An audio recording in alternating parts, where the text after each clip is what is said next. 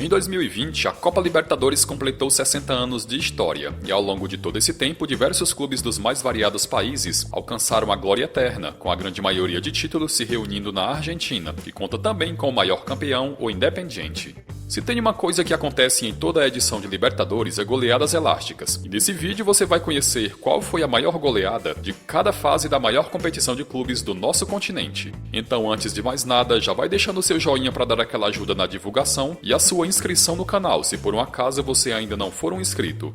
Como é de conhecimento, a Libertadores é dividida em 6 fases, sendo elas a fase prévia, a fase de grupos, as oitavas, as quartas, as semis e a grande final, que desde a edição de 2019 é disputada em jogo único.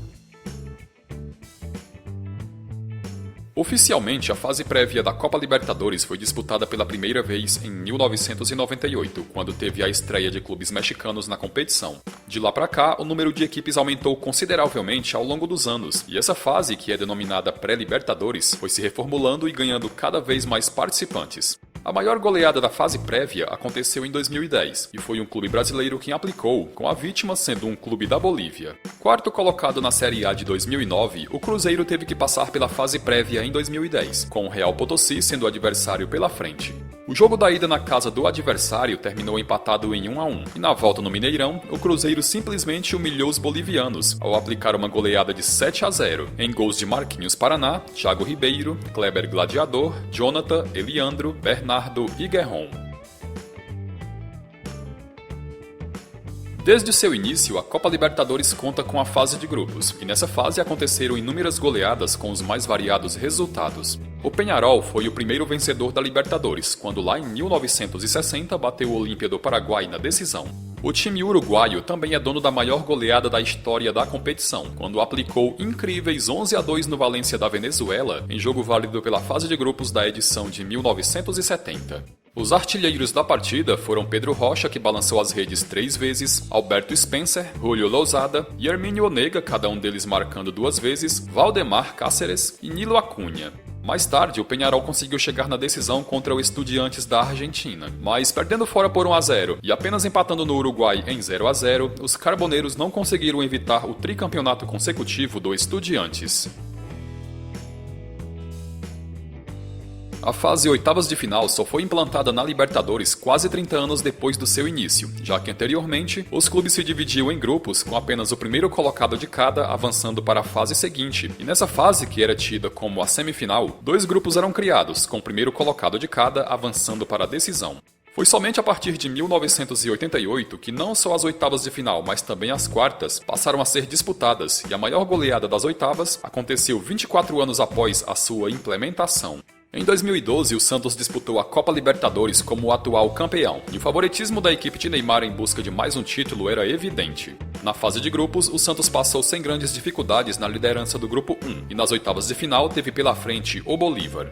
O jogo da ida na altitude de La Paz terminou com vitória dos mandantes por 2-1, com a torcida adversária hostilizando os jogadores do Santos do início ao fim, em especial Neymar, que acabou atingido por uma laranja. Na volta na Vila Belmiro, o Bolívar foi simplesmente humilhado por um Santos mordido e com sede de revanche, com o placar final terminando em 8-0, com os gols sendo marcados por Elano, Neymar e Ganso, cada um marcando 2 vezes, e com Allan Kardec e Borges completando o massacre.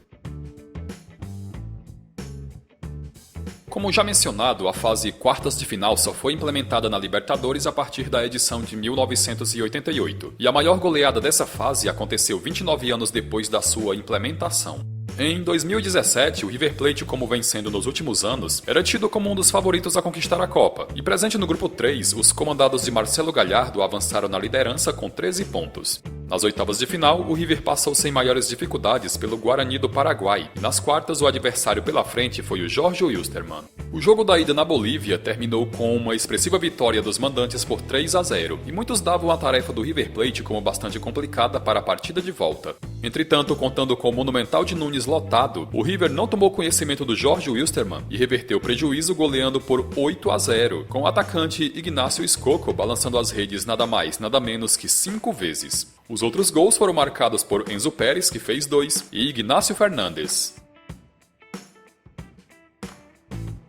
A fase semifinal desde o início da Libertadores já existia, só que em formato diferente, pois até 1987 eram formados 2 grupos com 3 participantes cada, onde aquele que somasse mais pontos avançaria para a decisão. Muitas goleadas por 4 ou 5 gols de diferença aconteceram ao longo da história, porém a maior foi pelo placar de 6-0 e aconteceu na edição de 1989. O campeão naquele ano foi o Atlético Nacional do goleiro René Higuita, que na decisão superou o Olímpia do Paraguai.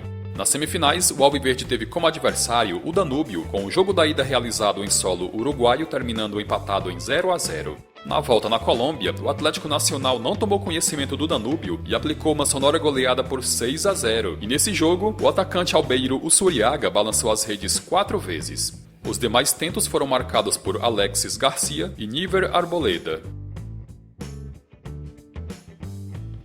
O clube que mais vezes venceu a Libertadores foi o Independiente, que de 7 finais disputadas ficou com a taça em todas elas. Já o Boca Juniors foi o que mais vezes chegou na final com 11 decisões, sendo que em 6 delas ficou com o título.